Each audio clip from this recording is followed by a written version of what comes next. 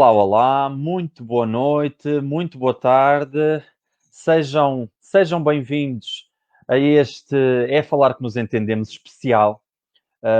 E surgiu este É Falar que nos entendemos a pedido de muitos espectadores. Muito boa noite a todos aqueles que nos seguem em direto, muito boa noite a todos aqueles que nos vão ver em diferido, que por motivos vários não podem estar connosco, não se podem juntar a nós. Muito boa noite a todos aqueles que, de todos os pontos do país e do mundo, nos seguem e nos vão acompanhar neste que é um programa especialíssimo do É Falar que nos entendemos, e surgiu essencialmente porque foram muitos os espectadores que pediram para continuarmos, para rechear o seu momento de férias e o seu mês de agosto com mais um último programa antes de terminarmos efetivamente esta corrida, esta maratona do É Falar que nos entendemos. Portanto, muito boa noite a todos. Aproveito este momento para vos dizer que a qualquer momento podem deixar os vossos comentários, as vossas sugestões. Estamos abertos a responder a tudo aquilo que nos quiserem perguntar, essencialmente aos meus convidados. Naturalmente que não vos posso contar ainda, não vos posso desvendar ainda quem é o meu convidado mistério, mas sabemos já todos quem é a nossa cabeça de cartaz. Eu daqui a pouco já vos vou apresentá-la. Bom, quero agradecer aos convidados o facto de terem aceitado o convite para estar neste programa especial do É Falar que nos entendemos. Esta foi uma surpresa para mim e para todos aqueles que nos seguem, porque efetivamente nada fazia prever que iríamos ter mais um programa no mês de agosto. Dizer-vos também que este é um programa que visa trazer para debaixo dos holofotes, para trazer à tona aquilo que são boas práticas, boas experiências e aquilo que também tem que ver com um momento de excelência para refletirmos, para pensarmos sobre o campo da gerontologia e este programa, muito em particular, também acrescentar aqui a componente da geriatria. Dizer-vos que esta, tal como vocês saberão, é um programa que se centra naquilo que é uma conversa honesta, tranquila, franca, transparente e autêntica. Não fossem os meus convidados de excelência, como sempre. Bom, dizer-vos também que este programa fica gravado na minha página profissional de Facebook, Interventor Social Ricardo Crispim, e dizer-vos que a qualquer momento vocês podem recuperar este programa, assim me sigam e assim também partilhem o programa, de modo a que a nossa reflexão chegue a mais pessoas, e a quanto mais pessoas a nossa reflexão chegar, maior é o movimento que se está a tornar em torno daquilo que é a humanização dos cuidados e aquilo que é uma forma diferente de olhar para o processo de envelhecimento e para o processo e para a velhice de uma forma muito particular. Bom, dizer-vos também aqui um detalhe importante. Provavelmente vocês na live que estão a acompanhar surgem as legendas deste programa. Aquilo que eu iria sugerir é que, algures num canto inferior direito ou esquerdo, existe aí uma roda dentada e serão vocês a desativar as legendas. Portanto, é algo que é do vosso domínio e não do nosso. Portanto, para desativar as legendas, têm de ser vocês a fazê-lo. Olá, boa noite à Cláudia, boa noite à Rita, Leonardo. Olá, boa noite à Sónia, que já nos deixou aqui uma pergunta desde ontem. Boa noite a todos aqueles que ainda não tiveram a coragem de nos dizer a boa noite através do seu comentário, mas estejam à vontade, porque este é um programa especial em que vale quase tudo, portanto estejam totalmente à vontade para o fazer. Dizer que a metodologia deste programa é muito simples, estarei à conversa. Olá, boa noite, Olímpia, boa noite. Também grande seguidora deste programa desde o primeiro. Dizer-vos também que a metodologia deste programa é muito simples, eu estarei à conversa durante os primeiros 30 minutos com a minha convidada cabeça de cartaz e depois, passados esses 30 minutos, teremos então o convidado mistério, que eu estou certo que ninguém irá desgrudar ninguém sairá de frente do seu telemóvel e do seu computador, porque valerá efetivamente a pena aquilo que este convidado de mistério tem para nos partilhar. Bom, eu vou dar então o mote para a nossa conversa, sem antes dar mais uma vez as boas noites e as boas tardes a todos aqueles que nos seguem em direto, dizer-vos que este tema é um tema que me é muito querido, que é muito querido aos nossos convidados e a muitas das pessoas que nos seguem neste momento e a todas aquelas que nos vão seguir em diferido. O tema de hoje versa precisamente sobre aquilo que é a essência do cuidado e que significados é que estão subjacentes à humanização dos cuidados em contextos gerontológicos e, neste programa em particular, dos contextos geriátricos em tempos de pandemia. Não estivéssemos nós numa tempestade como esta, num caos onde estamos todos mergulhados, que é um caos assente naquilo que é, infelizmente, uma pandemia, um contexto que nós não estávamos absolutamente nada preparados para isto. Bom, então, a minha primeira convidada, e é com ela que nós vamos iniciar este programa, a minha primeira convidada, como já é do vosso conhecimento, é médica de medicina geral e familiar, tendo aqui uma especificidade, um je ne sais quoi, daí eu a ter convidado, que é a gerontologia clínica e a medicina integrativa, centrando atualmente a sua prática profissional naquilo que é o contexto em estruturas residenciais para pessoas idosas no distrito de Braga. Olá, caríssimos amigos de Braga.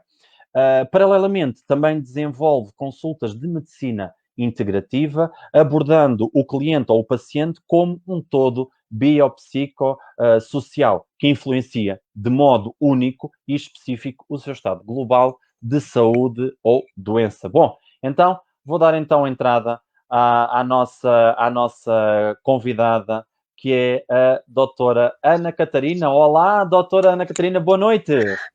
Olá, Ricardo. Olá, país e olá ao mundo, não é?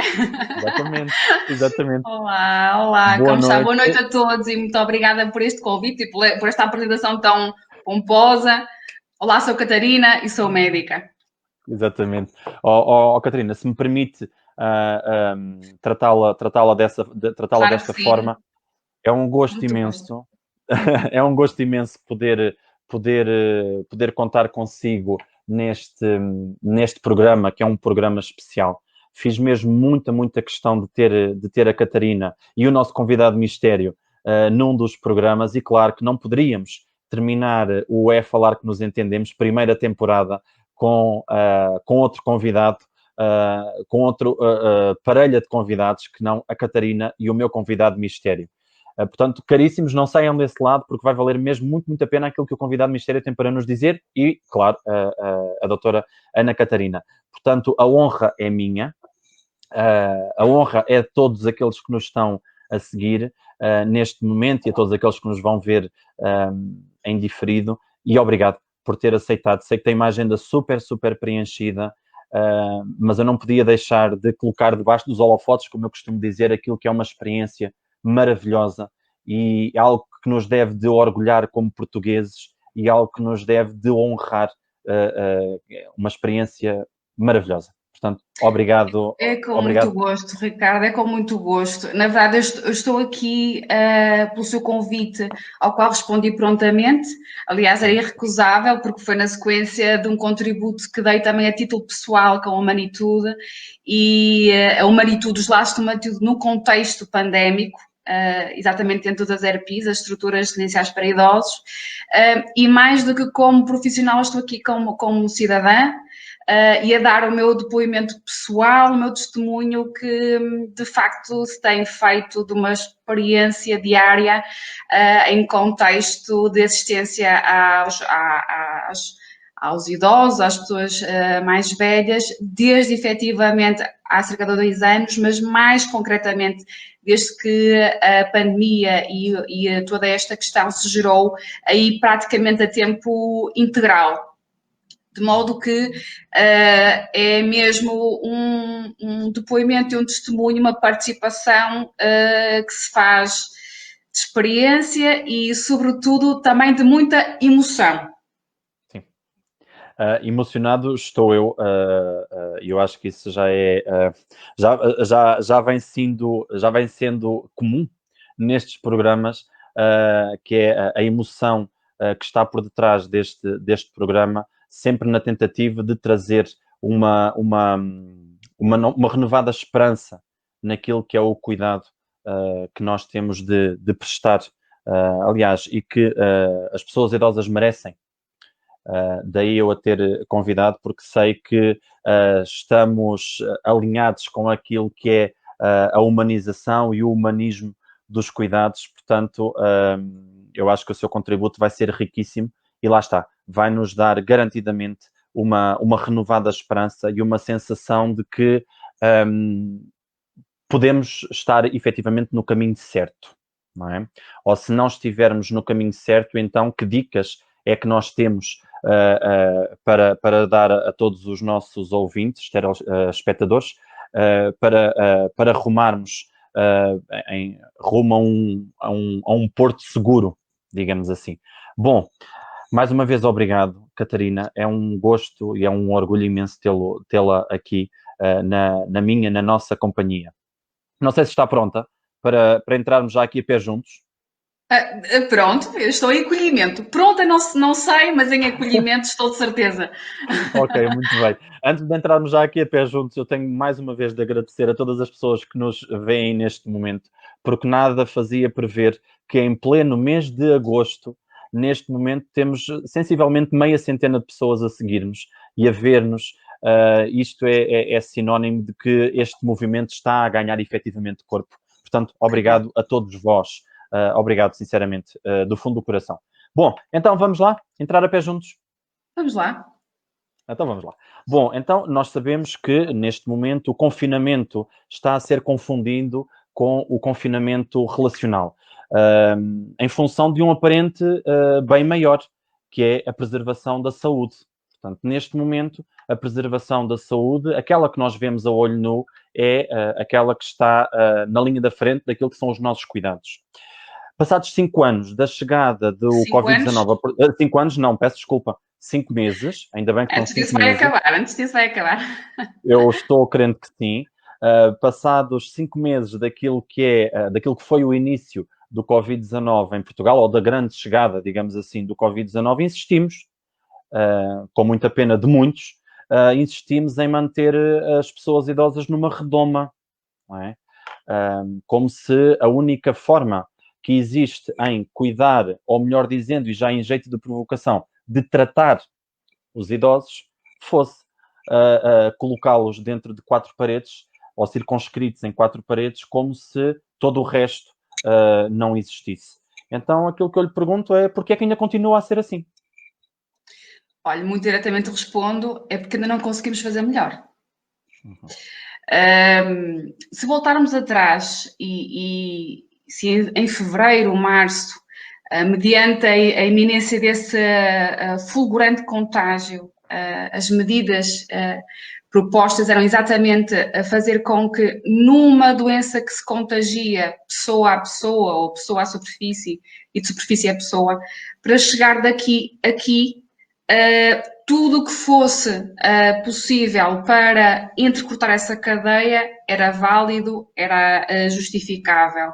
E, portanto, o distanciamento, o confinamento, o isolamento, as desinfecções, os equipamentos, as lavagens de mãos, a evicção a ambientes um bocadinho mais sujeitos, como as urgências, as consultas, tudo isso se justificou ou na altura foi considerado como válido.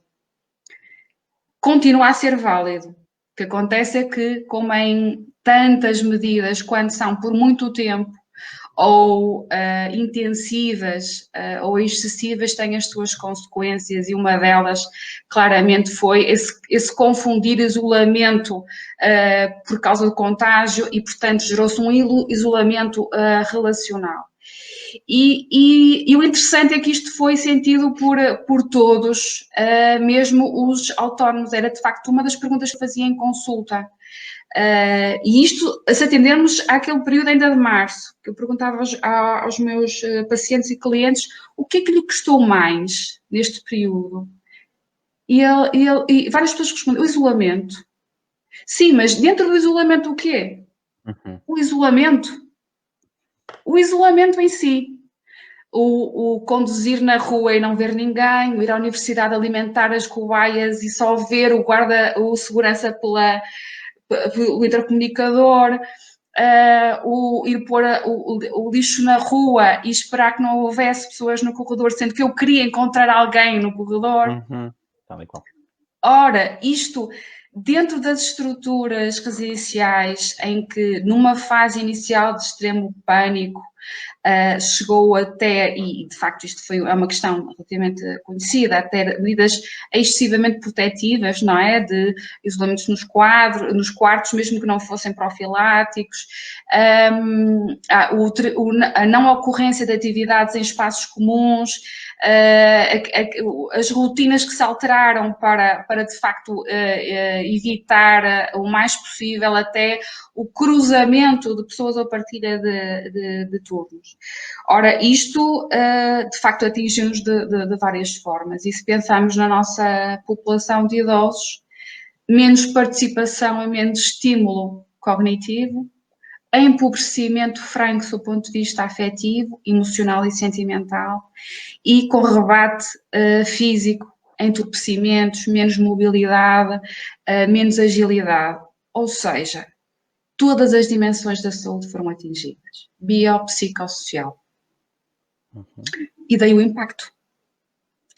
E daí o impacto que, de facto, isto é algo que está a ser assistido e está a ser muito denunciado no sentido, é algo que temos que reverter e percebemos isto 2, 3 meses já era difícil, não é? Estar nas trincheiras. Eu lembro-me que no primeiro mês eu saía todos os dias a chorar. Enquanto estava a trabalhar, dizia as minhas coisas, estimulava, fazia os meus pactos afetivos, usava as minhas estratégias de minhotas, mas eu percebia claramente que não aumentou a mortalidade, a doença estava a ser controlada, os colegas, nós articulávamos com os médicos de família as consultas a nível hospitalar e as coisas estavam a acontecer. Ou seja, tudo estava numa aparente normalidade, mas a neblina da pobreza relacional, da tristeza, da falta de sentido para os dias, foi de facto uma consequência que se foi avolumando, e eu acho que isso depois acabou por levar à premência de alargar a possibilidade das visitas, mesmo que não sejam presenciais, mas com a proteção de vida, a sair dessas medidas protetoras tão restritivas. E eu acho que realmente há aqui, na medida e segundo a natureza de cada instituição, eu acho que este é um denominador comum, que todos estamos a sentir quem é cuidado e quem cuida. Porque eu consigo ter estratégias para aliviar a dor física, os sintomas corporais, mas ainda não consigo ter uma pílula para dar sentido existencial, para substituir o afeto de um familiar, para justificar que vale a pena resistir, particularmente naqueles que aguardam todos os dias ver a esposa ou o filho ou um elemento significativo. Eu estava a ouvi-la e estava precisamente a pensar sobre uma questão que também que me tem acompanhado enquanto profissional, e muitas das pessoas que nos estão a ver, por certo, que se irão identificar com aquilo que eu irei dizer, que tem que ver com o facto de, neste momento, ser cada vez mais premente novas e renovadas reflexões acerca daquilo que é a nossa prática profissional, sobre quais é que são efetivamente os efeitos que nós vamos ver a curto e médio e, no limite, longo prazo. E se calhar aquilo então que eu lhe iria perguntar, que vai muito no seguimento daquilo que está a dizer, era então que reflexões é que nos merecem aquilo, ou que reflexão é que nos merece, melhor dizendo, aquilo que será o futuro pós-pandemia, se é que alguma vez existirá o pós-pandemia? Pois, essa é uma pergunta também difícil, a pergunta do milhão. Exato. Eu digo desde o início às minhas enfermeiras e digo, na verdade, as minhas enfermeiras, olha, uma coisa boa que vai ficar disto tudo claramente são os laços afetivos das pessoas com quem trabalhamos e sabe que é aqueles amizades da tropa? Uhum. Com auxiliares, com enfermeiros, com direção e nesta medida partilhamos também as nossas angústias e sobretudo as nossas incertezas, as nossas vulnerabilidades e a incerteza relativa ao futuro é claramente a grande pergunta. E eu costumava dizer que agora como nunca temos que ser estrábicos. Um olho no presente e outro olho no futuro. Okay. No presente estamos em contingência e estamos a responder àquilo que tem de ser. E há esta verticalidade durante o imediato, um cuidado providencial e um cuidado assistencial. Providenciar recursos e estar na assistência diária, realmente determinada e corresponder. O ser estrábios com outro olho no futuro é que disto tudo nós temos que aprender e claramente nós não somos perfeitos e não nascemos para ser perfeitos, mas vivemos para ser melhores. E aquilo que eu aprendo hoje, e há uma senhora cliente e amiga que me diz, doutora, eu caio 7, levanto-me 8. Eu aprendo muito com os meus pacientes. Eu caio 7 vezes, levanto-me 8. Ok. Não é? Eu não vivo num cenário perfeito. Eu costumo dizer, eu zango-me todos os dias e não sou simpática, quando muito sou cordial. Eu não vivo num ambiente perfeito. Mas eu acho que é exatamente esse desafio diário que faz com que, mediante um contexto que é novo para todos, porque nunca de nós passou antes por um Covid, mas está a redescobrir como pessoa, como profissional e a tentar encontrar estratégias e, por exemplo, coisas que são visíveis desde o início.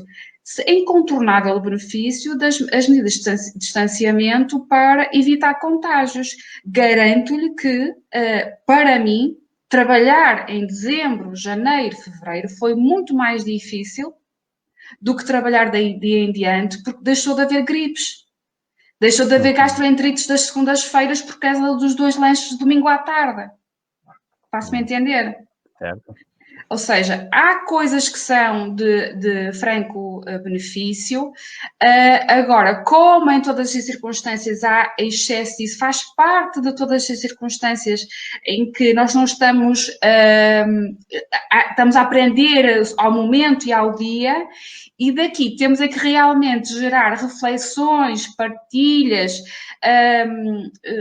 análises honestas, porque acho mesmo, fez-me a correção perfeita, nós não estamos todos no mesmo barco, estamos na mesma tempestade, cada um no seu barco, e com o seu homem do leme, ou equipa de leme, com a natureza da navegação, com a sua carta de marear, com os seus instrumentos mais ou menos sofisticados, chegar ao seu ritmo ao outro lado. Agora, todos nós chegaremos, como é que chegaremos, com que nível de aprendizagem, mas claramente o pós-pandemia, ou pelo menos este pós-maior caos, como depois de pós cada uma das grandes guerras mundiais, não podemos esquecer que foi depois que vieram as maiores cartas de direitos humanos. A Organização Mundial de Saúde veio depois da Segunda Guerra Mundial, o Saúde para Todos, as reivindicações. Ou seja, no presente, quando eu digo ser estrágicos, aprender no presente para ver no futuro, é porque responder àquilo que é possível responder agora e claramente com a consciência de colher a máxima reflexão e know-how para fazermos melhor no futuro. É que eu só acho que é possível fazer-se melhor no futuro. Eu iria pegar naquilo que é o contributo da Patrícia Lopes, quando ela diz que concorda com tudo, só quem tem conhecimento de causa é que pode falar assim. Eu iria lhe perguntar então, pegando nisto, e com o conhecimento de causa que eu sei que tem e que a Patrícia Lopes atesta, aquilo que eu iria perguntar é se nós corremos o risco de normalizar aquilo que é o confinamento. Confinamento relacional, confinamento social, afastamento social. Isto pode se tornar um novo anormal? o que quer que venha a acontecer a seguir como normalidade não é uma normalidade com referencial no passado. Será uma outra normalidade. Agora, que seja uma normalidade não esquizofrénica, não prejudicial para nós. Eu acho que nós ainda não estamos num patamar para estabelecer um novo normal, ainda estamos a digerir medos, incertezas, ainda não estamos absolutamente, estamos mais confiantes, mas ainda não sabemos muito bem como vai ser o passo seguinte. Agora, o que eu acho é que não vai ser normalizado porque é insustentável, insuportável, asfixiante, as coisas têm que ser humanas. Têm que ser tornadas naturais e, sobretudo, porque, sabe que eu nunca deixei de usar a expressão lar em instituições, porque eu acho que a palavra lar é extraordinária. Uma coisa é ter casa, outra coisa é ter lar. Eu acho que até a própria estrutura, acho que distancia um bocadinho daquilo que eu acho que é um lar afetivo. E se nós formos lar, então há coisas que não podem ser normalizadas, sob pena de se tornarem maltrato, sob o ponto de vista de serem excessivas, sob o ponto de vista de não estamos a honrar a pessoa que temos por diante, e felizmente nós temos gente que já sabe bastante relativamente às estratégias a propor, temos a Humanitude que nos dá imensos recursos, temos outras pessoas que também irão tomar a palavra, e de modo que eu acho que não é possível porque não é sustentável. Eu estava aqui a ouvi-la e fazendo uma retrospectiva daquilo que foram os 9 programas do É Falar que nos entendemos, e muito se tem falado sobre a importância, a necessidade e a premência de humanizar aquilo que são os cuidados que prestamos às pessoas mais idosas. Eu perguntava-lhe, tendo em consideração aquilo que é a sua experiência profissional, quer seja no campo da gerontologia, quer seja no campo da geriatria, e o amor que tem pela humanitude, aliás, que temos pela humanitude, porque eu partilho em tudo consigo aquilo que tem a ver com a humanitude, eu perguntava-lhe se é possível humanizar a distância e o confinamento. Também pergunta para 10 milhões. Eu acho que é. Olha, agora já pode ser meio milhão, porque já tenho um bocadinho mais certeza. Já acho a cotação, acho que já está mais democratizado. Boa. Porque, entretanto, já refleti um bocadinho sobre isso. Boa. E já pude ver também testemunhada essa coisa de humanizar à distância, é que nós nunca tínhamos passado por isso e, portanto, nós não tínhamos tido aquele desafio para sermos ainda mais criativos no amar, não é? E aqui a questão, por exemplo, dos familiares, que é aquilo que para mim neste momento está a ser o mais difícil, porque não há os profissionais não substituem os familiares e os familiares também se tornam apelativos como os residentes e, sobretudo, quando estamos em circunstâncias de limiar de vida, de despedida, os estados terminais que acabam por ser os lutos mais difíceis e, portanto, eu particularmente estou cada vez mais sensível à passagem e a respeitar quem parte e quem fica. E, portanto, o tempo que seja eterno, que seja intenso e que seja o do melhor possível. E, em outras circunstâncias, eu tive a oportunidade de propor a leitura das 5 linguagens do amor. E que, na medida do possível, eu própria tento trazer para a minha prática. Uma delas é a expressão e dizer às pessoas, sou Dona Delfina, gosto tanto de si, adoro a sua blusa, mas diz-lhe genuinamente. Sou Dona Teresa, as suas pérolas trazem-me alegria aos olhos. Dizer claramente. Tocar, para um médico é relativamente fácil porque a gente está sempre a tocar, não é? Na barriga, está sempre a escutar e, portanto, o tocar vai sendo fácil e sem risco porque estamos sempre protegidos e, portanto, o toque é outra linguagem do amor e que os familiares se veem um bocadinho, nesta fase, não tão possível. O presentear, não é? Vou enviar um postal quando eles ficam felizes a receber cartas de amor. O tempo de qualidade, por videoconferência ou o que seja, mas termos o cuidado do que quer que digamos, a forma como eu termino a minha consulta, eu sei que vai determinar a minha relação até dali a 8 dias. E normalmente, da próxima vez que eu vejo essa pessoa, eu termino na piada com que acabei há 8 dias atrás. E, portanto, se eu tiver a consciência que se eu deixo uma emoção, tipo, a audiência lá em cima, com o meu pai, ele vai esperar até à próxima visita, naquela intensidade, naquela qualidade da relação. E, sobretudo, se ele souber que eu posso estar a fazer coisas, que a outra forma de amar é o servir ou representar. Eu sei que, eventualmente, há pessoas, não é, que gostam que as pessoas vão ao cemitério, por exemplo, ver os falecidos ou substituição das flores. E nesta zona isso é muito frequente. O substituir, o trazer novidades da rua, como é que estão as flores, como é que está o campo, como é que, não é? Como é que está o animal. E, portanto, eu acho, honestamente, que esta é uma oportunidade para nós revermos a nossa forma de amar, como o estamos a fazer, quão importantes são os nossos gestos, as nossas palavras, o tempo de qualidade, de como isso determina como isso vale saúde, sendo que não há valor para isto. E, portanto, eu dizia que esta é uma oportunidade que nos permite afundar e aprofundar a intensidade desse ser humano. Nesta medida, eu vejo já ganhos francos. Uau. Eu estava a ouvi-la e também estava a ler aqui alguns dos nossos dos comentários dos nossos espectadores e até coloquei aqui o comentário da professora Joana, que foi uma das nossas convidadas, esteve no quarto programa do É Falar que Nos Entendemos, portanto foi uma das estreantes desta loucura do É Falar que Nos Entendemos, e efetivamente esta linguagem do amor, esta narrativa daquilo que é as novas expressões de expressar, e passa a redundância, o amor, levam-nos a acreditar que efetivamente ainda pode eventualmente existir alguma coisa de benéfico naquilo que o Covid-19 nos trouxe. E estas novas expressões, estas novas narrativas, estas novas linguagens de expressar aquilo que nós sentimos, nunca teve tanta força.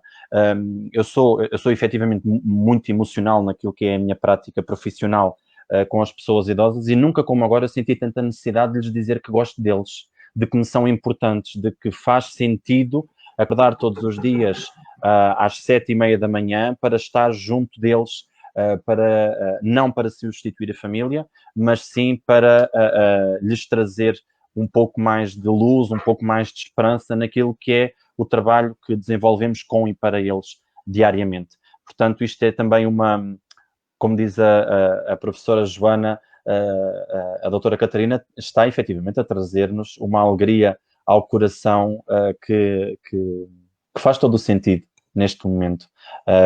E ainda bem, e posto isto, ainda bem que a convidei, e num país onde existe onde é tão difícil elogiar as pessoas que nos fazem bem, e elogiar as pessoas que fazem bem aos nossos, e os nossos são os nossos idosos, porque a eles devemos a nossa história, não é? É bom tê-la connosco. Portanto, mais uma vez, obrigado. E também passar Obrigada, aqui um outro comentário da Patrícia Capelão, que a linguagem do amor é universal. Sendo certo que, em determinada altura da nossa história, foi um pouco arredado, esquecido, parece-me, não é? E o Covid vem trazer à tona esta necessidade diferenciadora de darmos a conhecer aquilo que sentimos, não é? Sim, E sim, é tão sim, bom. e expressar aquilo que não pode calar, não é? E eu acho que é tão bom, partilhem, por favor, a todos os que nos estão a ver neste momento, que eu acho que é tão bom e dá-nos efetivamente uma esperança diferente, que é ver alguém, aliás, ouvir esta narrativa da Catarina, de alguém que é de ciências exatas, não é? Porque a medicina é isso, não é? A medicina é tudo menos exata. É tudo menos exata. Ou deveria, não é? Agora, acho que... Falar assim, sobre o amor é tão bom. Olha, Abel Salazar, que realmente é um dos patronos de uma das universidades do nosso país, dizia: quem só sabe de medicina, nem de medicina sabe. Uhum. E a componente técnica, repare, a componente técnica não é inalcançável e não requer transcendência. O que eu acho que nos está a ser solicitado é que nos superemos e nos transcendamos e sejamos humanos, que na verdade é um regresso ao essencial, tal como preconiza no título desta sessão. A essência do cuidado. Ora, o cuidado, todos nós somos cuidados, todos nós somos cuidadores, em autocuidado, em heterocuidado. Portanto, não há nenhum atributo que seja mais humano do que o cuidado. Logo é indissociável, logo é universal, logo isto tem que ser pensado. E isto percorre todos os níveis de assistência, percorre todos os níveis. Onde há o humano, há o cuidado. Agora, tudo sai exaltado, não é? Porque, efetivamente, esta introspeção, este recolhimento, a intensidade das trincheiras, as pressões, estamos a ser forçados a refletir.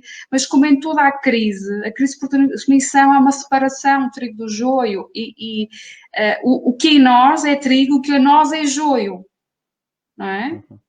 E, portanto, trata-se de um lapidar das nossas arestas, em que, se nós virmos estas oportunidades como estímulo para a superação, não ocultando a vulnerabilidade, o sentir frustração, fracasso, o sentir limitação, o sentir cansaço. Eu comentei, eu ouvi vários colegas a dizer que em muitos anos, no meu percurso de medicina, 22 anos, em muitas circunstâncias passei por situações de extrema dificuldade, no sentido de cansaço, mas burnout como agora,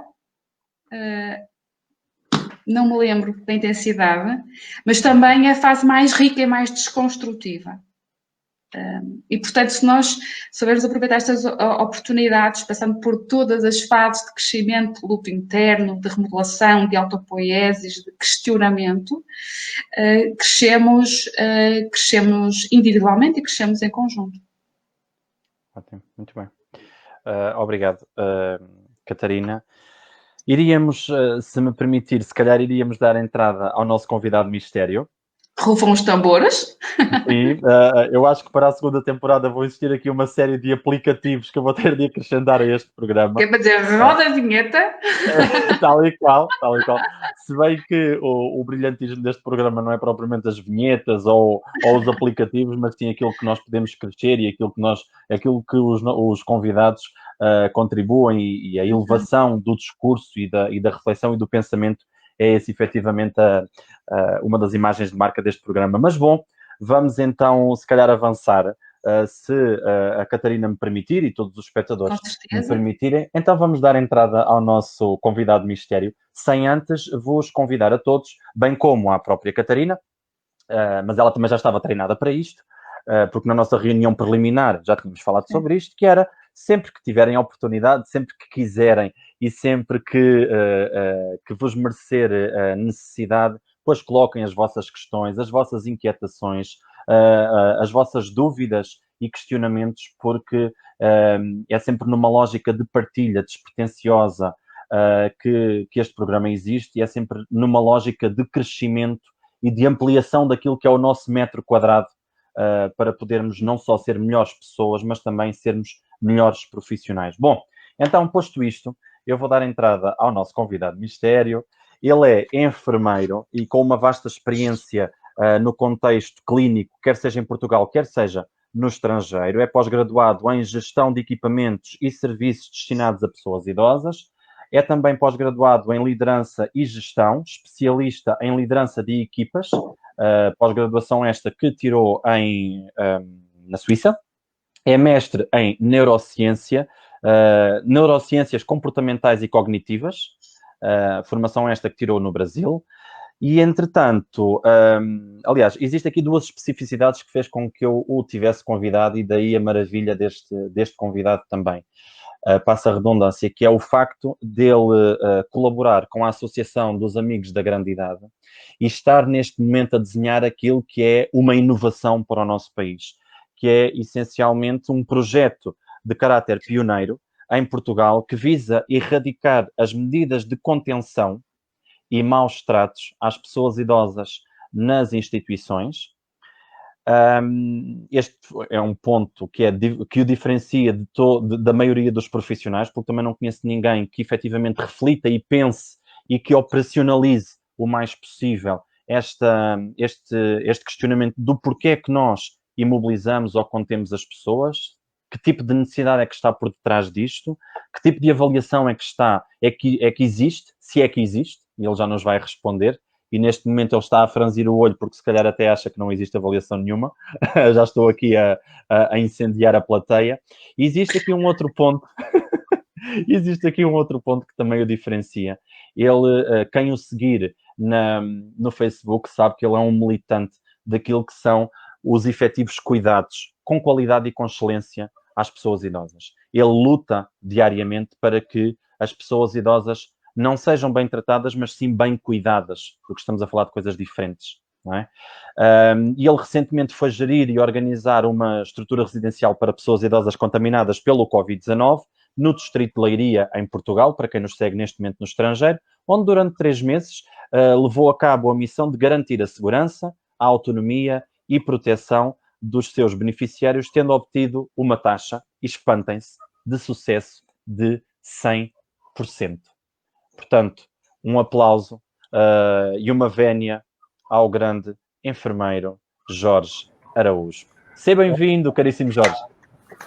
Isso até é demais, é demais. Dizem sempre que é demais. Mas é um facto, É um facto porque, além da minha profissão, tal como a Catarina, que é médica, e o Ricardo também, não podemos nunca esquecer que atrás de qualquer bom profissional, sendo o caso, obrigado pelos elogios, há uma componente humana muito forte. Ou melhor, tem que existir essa componente humana. Principalmente na área da saúde, quando lidamos com pessoas, neste caso, por exemplo, nesta altura da Covid-19, pessoas em risco, pessoas que são mais suscetíveis com este vírus, como é o conhecimento de toda a gente. A componente humana acho que é a arma, no fundo, mais importante, porque aí se revela e se prevê e se facilita o contacto com a pessoa. Porque quando estamos a falar de cuidar, esta era da Covid tornou-se bastante complexa para toda a gente. O facto de não haver contacto com as pessoas, o facto das pessoas estarem em isolamento profilático nos quartos, mas eu sempre acreditei que apesar de todas essas barreiras, imaginem para um idoso, quando eu cheguei lá, por exemplo, quando fui para esse lar, ninguém me conhecia, como é óbvio. Imagino com uma máscara, viseira, com fato dos pés à cabeça, quando tive que acompanhar a técnica do laboratório para fazer os testes de Covid. Ter uma zaragatoa. Eles não nos viam, não nos ouviam praticamente, porque parecíamos extraterrestres a falar com as pessoas. Tinham atitudes de agressividade, como é óbvio. Já estavam em confinamento há alguns dias quando eu lá cheguei. Imaginem qual a reação de qualquer pessoa que entra no quarto, 2 indivíduos, e que tem que os segurar praticamente à força para fazer um teste, porque não havia praticamente outra solução. Isso é doloroso, sabe? Acredito que como profissional foi das coisas mais cruéis, sendo necessárias, se assim me permitem dizer, que eu tive que fazer na minha vida. E eu já trabalhei em emergência pré-hospitalar, em ambulâncias, já vi muita coisa, já vi crianças, já vi tudo o possível imaginário. Mas esta situação especialmente tocou-me, ainda hoje me toca. porque é extremamente sensível, não é?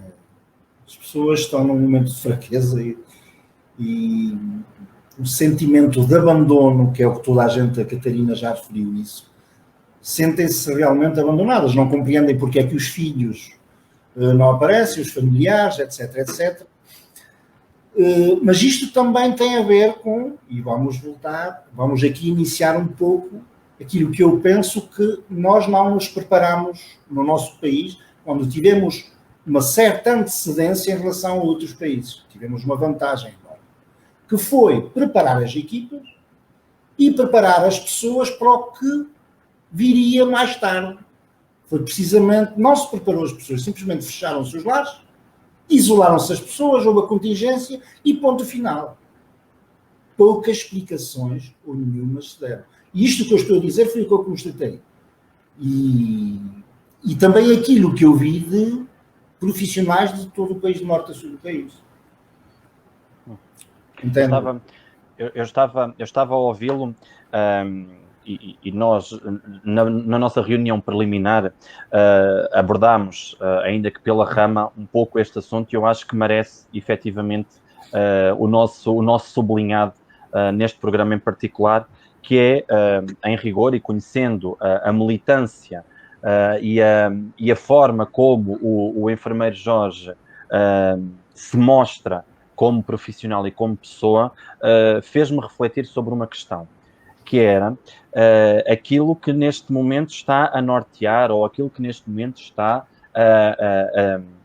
a dirigir, digamos assim, em termos legal, aquilo que são as estruturas residenciais para pessoas idosas, que também é subejamente conhecido, que é onde eu exerço a minha prática profissional, é no MAERP. A doutora Catarina, em parte, também o é, portanto, é um tema que nos é bastante querido, e eu acho que, neste sentido, impele-me aqui uma questão, que é o facto de existir, neste momento, uma portaria, que todos nós sabemos que é a portaria número 67/2012, que norteia aquilo que são os objetivos e os princípios de atuação das instituições, que já existe desde 2012, naturalmente que sofreu aqui algumas alterações antes para chegarmos àquilo que temos a partir de 2012, mas em rigor nós sabemos que, e muito embora esteja expresso na letra da lei, que existem objetivos e princípios bem claros, muitas são as estruturas residenciais que não as cumprem ou que têm alguma dificuldade em cumprir.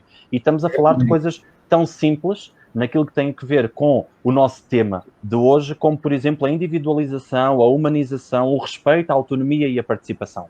Portanto, são coisas que têm, que devem e que são de caráter obrigatório ser cumpridas, mas nós sabemos que muitas delas, por motivos vários, por desconhecimento, por ausência de capacidade formativa, por ausência de recursos, se quisermos, não são cumpridas. Mas agora existem uma série de normativas que dizem o que é que nós temos de fazer para combater, não é? Ou para isolar estas comunidades nas instituições ou dentro das respostas sociais para que o vírus não entre. E essas sim são cumpridas quase à risca. Claro que existem exceções, e são as exceções que de alguma forma nos vão envergonhando um pouco por todo o país, não é? Aquilo que eu lhe perguntava era: porque é que é tão difícil colocar então este artigo 3 e o artigo 4, que dá conta da necessidade de humanizar, de individualizar aquilo que é o cuidado, e depois, portanto, existe esta dificuldade, mas depois assiste-se também a uma necessidade urgente e premente e obrigatória de colocar em prática aquilo que são as diretrizes da DGS para fazer com que o vírus não entre numa instituição. Porque é que é difícil numa e fácil na outra, digamos assim. Há um ditado, um provérbio, como lhe quer chamar, em Portugal, que diz: não se fazem omeletes sem ovos. Certo? Não se fazem omeletes sem ovos. No entanto, conseguem-se fazer omeletes sem ovos. Só que não é uma verdadeira omelete e os ovos não são ovos. São corantes, etc. E é precisamente isso que se está a fazer no nosso país com os lares de idosos. Desculpem-me que eu sou extremamente... Eu não gosto muito do politicamente correto. Eu, quando eu sou convidado para falar, ou mesmo quando eu estou a trabalhar, eu gosto de ser direto. E se alguém tiver que me dizer, que me confronte nas minhas ideias, também estarei disposto a aceitar se eu estiver errado. Mas repare numa coisa. Nesta situação da Covid, houve uma grande parte das instituições que ficaram reduzidas no rácios de pessoal, que já por si nunca foram cumpridas.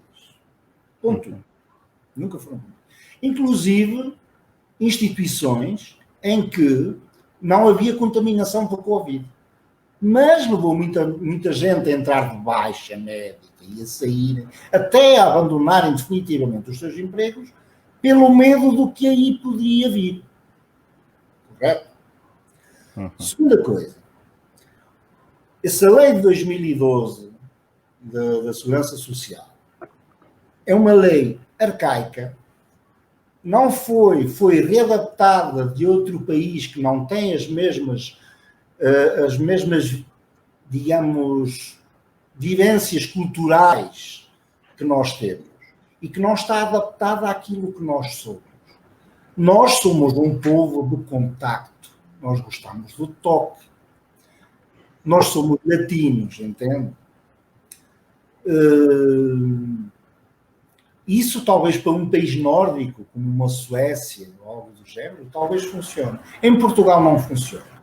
Mas mesmo que funcionasse, era extremamente insuficiente. E sabe o que é que isto provoca? Maus tratos. As pessoas têm que ter noção que são maus tratos. Maus tratos não é só bater na pessoa, que infelizmente acontece em demasia. Em demasia. Acreditem nisso. A nossa associação tem queixas de instituições de todo o país em que há agressões. Eu não vou falar da minha situação porque é outro caso para outro. E há uma grande falta de formação nas pessoas. A lei exige que haja um mínimo de 35 horas anuais de formação. Mas isso não diz que a pessoa tem que ir com formação já lá para dentro. As 35 horas deveriam ser adicionais. E mesmo assim são manifestamente insuficientes. Para trabalhar em qualquer profissão, seja mecânico, ou trabalhar nas obras, seja onde for, é necessário formação. Mas aqui estamos a lidar com pessoas que podem correr risco de vida e que correm. Outra ideia errada já desde há muitos anos, é que os lares são algo social, que é mentira. Os lares não podem ser vistos como algo social. Não são, nunca foram e nunca vão ser. Porquê? Porque as pessoas quando vão para os lares, principalmente no nosso país, as pessoas vão para os lares já quando estão numa situação de doença, de fragilidade. Não é só solidão, como aqui há dias vi numa estatística, que as pessoas vão para os lares por solidão. Não, senhores, estão redondamente enganados. Tem que rever essa estatística, porque isso o estudo não foi bem executado. As pessoas vão quando já têm comorbilidades. E a doutora, sabe bem, a Catarina, que quando vai visitar os doentes, todos eles têm alguma meleita, por assim dizer, não é? E muitas vezes são externalizados porque já não há, do ponto de vista formal, hospitalar, mais nada a oferecer. Precisamente. E essa é que é a grande questão, Ricardo. A grande questão é essa. Depois também temos que compreender uma coisa.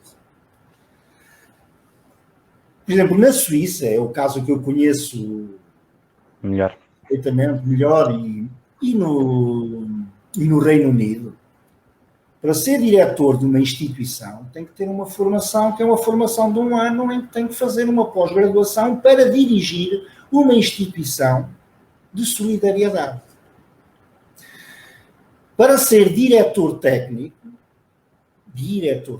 não basta uma licenciatura, seja em enfermagem, seja da área do social, seja ela qual for, seja em psicologia, seja onde for. Uma coisa é uma licenciatura de uma universidade, mas não ensina o que é gestão e a gerir equipas, não ensina liderança. E aí também tem sido um grave erro que tem surgido no nosso país. Aliás, eu só conheço uma uma pós-graduação que é feita com algum rigor e com pessoas como a professora doutora Carla Ribeirinho, que vocês todos conhecem, o Rui Fontes, o António Ilhicas, que são pessoas do terreno e que é na Escola Superior de Saúde da Cruz Vermelha em que é dada essa pós-graduação. Porque, de resto, quando se fala em formações para diretores técnicos, há muita coisa no mercado, mas não há nada homologado, por aí dizer. Entende? E o que é que isso faz? Faz com que, se as pessoas já estão com déficit de formação, não porque temos pessoas muito boas no nosso país, atenção, e os profissionais portugueses, tanto nos assistentes sociais, houve uma grande vaga que saiu aqui há uns anos atrás, que foram para o Reino Unido. A vaga de enfermeiros que vai para o estrangeiro, para todos os países, inclusive para os Estados Unidos, é enorme. Nos Estados Unidos e Inglaterra, que é um pouco mais difícil nos Estados Unidos, porque tem que fazer um complemento em enfermagem, mesmo em medicina também é assim, é aquilo, pronto, é um bocado. Mas em toda a Europa, desde o Reino Unido à Suíça, em França, é só dizerem quantos enfermeiros quiserem ir portugueses para lá, que são aceitos imediatamente. Agora, eu não compreendo também, é como no nosso país, temos tão bons profissionais e continuamos a ter estes números e estas situações de maus tratos aos nossos mais velhos nas instituições. Isso é inadmissível. É inadmissível. Porque, repare, Ricardo, nós somos o 5º país da Europa que pior trata os idosos. O estudo da Organização Mundial de Saúde tem 2 anos. O 5º país da Europa. Mas repare que esse estudo é referente à violência familiar. Não é referente à violência nas instituições. E se vocês têm estado atentos, ou se têm conhecimento, por exemplo, estes últimos 2 anos no nosso país, houve relatos pela comunicação social, com imagens, com vídeos, etc., de inúmeras situações de agressões. Agora, maus tratos englobam muita coisa. Não dar água a uma pessoa é maus tratos, como agora foi falado recentemente neste lar de Reguengos. Mas não é o único. Isto não é o único. A associação, nós temos centenas, acreditem no que lhes digo, centenas de queixas de gente de todo o país. E que as pessoas não avançam. Porquê? Por medo. Umas porque têm medo de perder o seu trabalho, que já por si são mal remunerados. Os auxiliares não são valorizados naquilo que fazem. Não são escolhidos, entre aspas, porque é aquilo que aparece.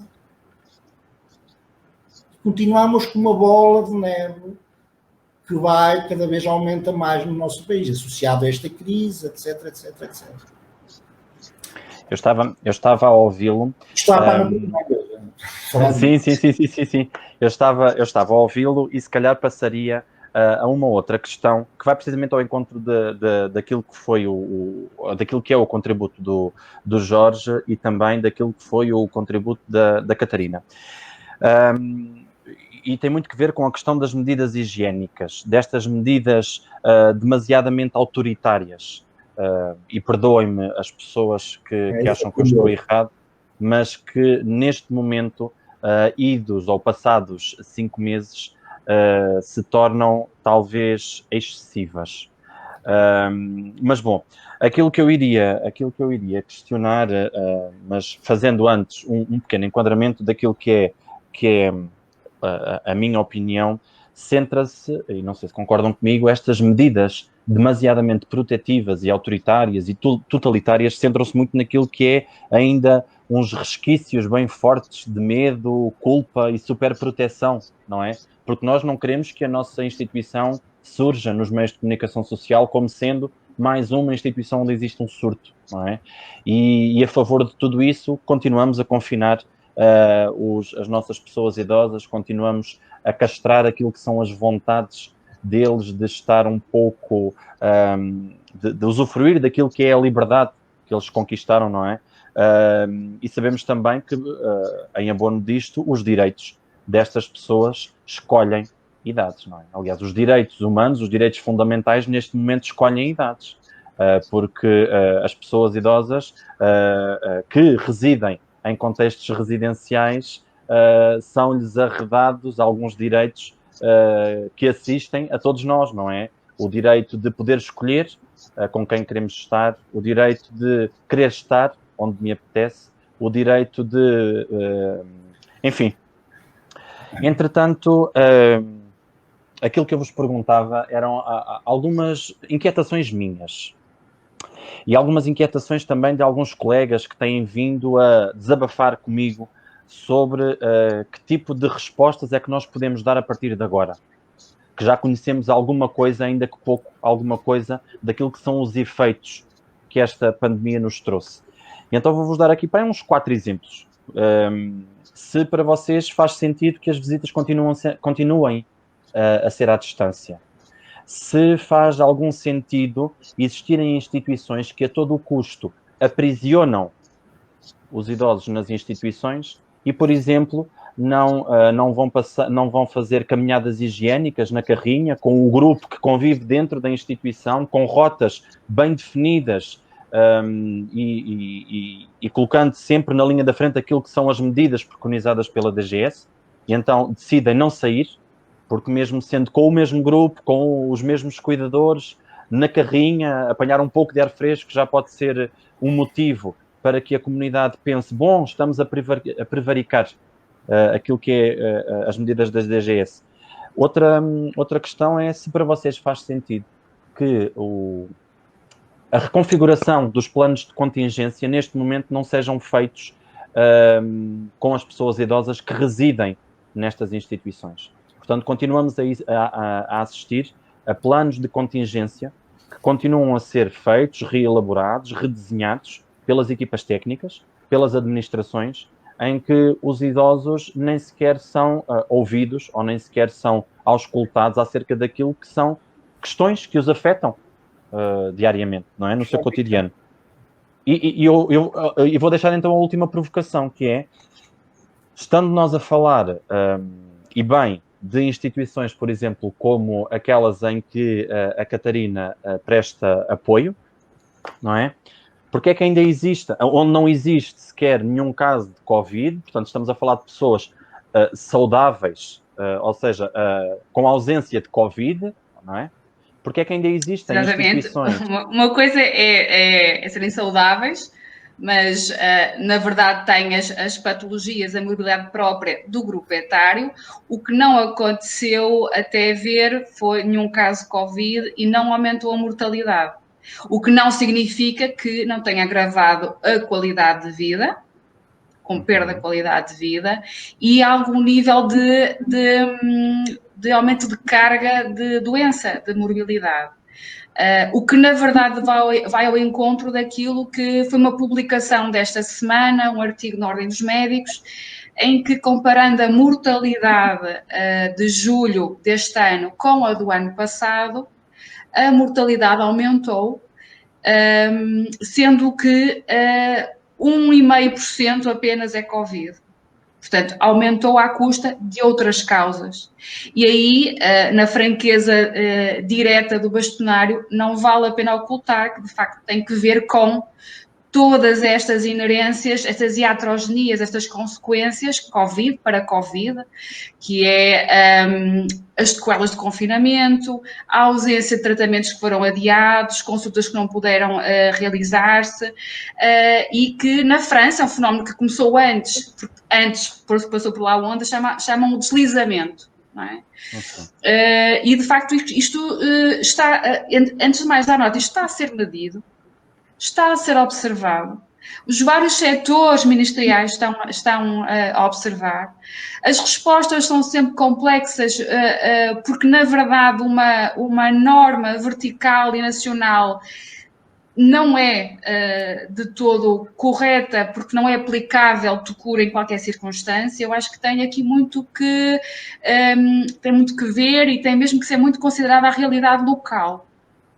E já respondendo ao que coloca, havendo realmente possibilidade e salvaguardando as circunstâncias próprias, por que não fazer um passeio, um piquenique em que estão salvaguardadas as condições? Se as pessoas dentro não estão contaminadas, não há contágio, não há caso, portanto, as atividades dentro podem acontecer. Quem tem jardins, quem tem possibilidades de haver uma exposição ao ambiente, ao sol, às plantas, aos animais, claro que sim, não vejo nada contra. Agora, a questão dos familiares, acho que é das situações um bocadinho mais débeis de poder-se decidir. E eu ouvia num dos seus passados podcasts, julgo que o Dr. António a dizer: estou tão preocupado se abrir o centro de dia como estou tão preocupado se não abrir. Exatamente, sim. Não é uma decisão complicada, porque se não abrir, a situação continua e, portanto, não é sustentável. Se abrir, é mais um cenário que, de facto, teremos que gerir. Mas a vida é mesmo assim, não é? Se calhar há coisas que vão ser reatadas, há consultas que estão a ser reatadas, as fisioterapias não vão fora, mas vem o fisioterapeuta cá dentro.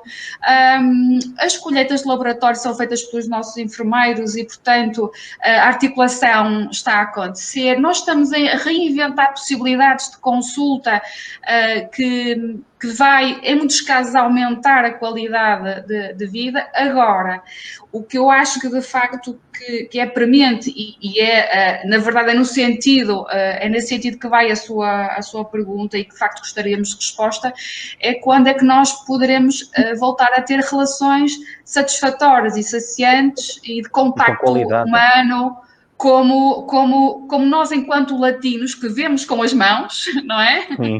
Que vemos com as mãos, quando é que isso pode acontecer? E essa resposta, na verdade, é a resposta, na verdade, social, que não é só dos nossos grupos vulneráveis, é uma resposta bem mais geral. Eu tenho outra questão, em lugar de, não propriamente uma resposta, tenho a minha ideia formada sobre isso. Se alguém consultou os idosos perante esta situação, esta atitude que estamos a ter, paternalista, de não deixar as pessoas decidirem aquilo que querem fazer. Agora, reparem numa coisa, muito pragmático nesta situação. Há um determinado idoso X que tem 99 anos, mas ainda está bem de saúde, ainda se mobiliza, ainda se consegue andar perfeitamente, alimenta-se pela sua mão, não tem Covid, ou tendo Covid, mas estando assintomático, e esse senhor quer ter uma visita de um familiar ou deslocar-se mesmo ele até aos seus familiares. Qual é a esperança média, a esperança de vida de uma pessoa com 99 anos? Eu disse assim um número hipotético. Se essa pessoa, segundo a lógica da nossa esperança média de vida, tiver algum problema e falecer, e são coisas muito sérias, essa pessoa nunca mais vai ter contacto, nem com os netos, nem com os filhos, se estiver, ou até possivelmente a esposa. Acham isso normal? Acham lógico que, perante o risco a possibilidade dessa pessoa falecer, seja privada de ter contacto com os seus entes? Sabem perfeitamente se usar uma máscara bem colocada, se a higiene corporal esteja devidamente feita, vestida com roupa higienizada corretamente, com as mãos devidamente limpas, e a pessoa do outro lado tiver precisamente o mesmo procedimento, por que razão essa pessoa não pode ter contacto com um familiar que arrisca de nunca mais o ver vivo? Com a desvantagem ainda, que é extremamente cruel, que aconteceu com a minha falecida mãe, que faleceu nesta altura do Covid, e éramos 5 pessoas no funeral, de caixão fechado. E a minha mãe não faleceu de Covid. Entende? Estas coisas é preciso refletir sobre isso, não basta fazer leis e protocolos e normas e não sei o quê, sem refletir sobre estas situações.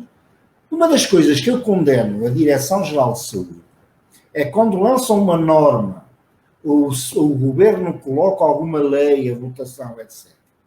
Será que eles vêm falar com o Ricardo, com a doutora Catarina, com o Rui Fontes, comigo, com a doutora Carla Ribeirinho, com o doutor António Ilicas, ou outras pessoas com a Susana, etc. Vão falar com essas pessoas que andam no terreno e que desenvolvem projetos a nível nacional e internacional.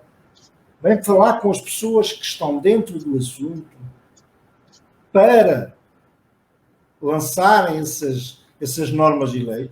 Obviamente que não. Muitas das vezes, esse tipo de trabalhos são feitos, são trabalhos de secretária, que se fazem na secretaria, entendem? Não é feito por pessoas, com todo o respeito que eu tenho por todos os profissionais, inclusive falando de médicos ou enfermeiros. Eu não posso admitir que o enfermeiro do bloco operatório, que trabalhou toda a vida num bloco operatório e não fez mais nada, me venha dizer como é que eu hei de cuidar num lar. Da mesma forma que eu não vou para um bloco operatório e dizer a um colega meu, opá, eu nem conheço os instrumentos. Santa paciência. Claro. É a mesma coisa que em medicina.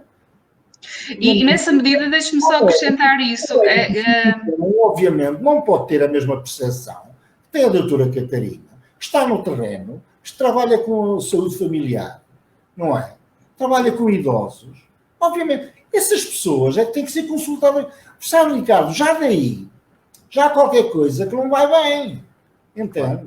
E depois daí podemos ir à segurança social, etc., dos erros que têm feito sucessivamente, de não se fazer uma fiscalização atempada e consciente dos lares. Porquê é que não é criado um sistema como é, por exemplo, não há um controle de qualidade?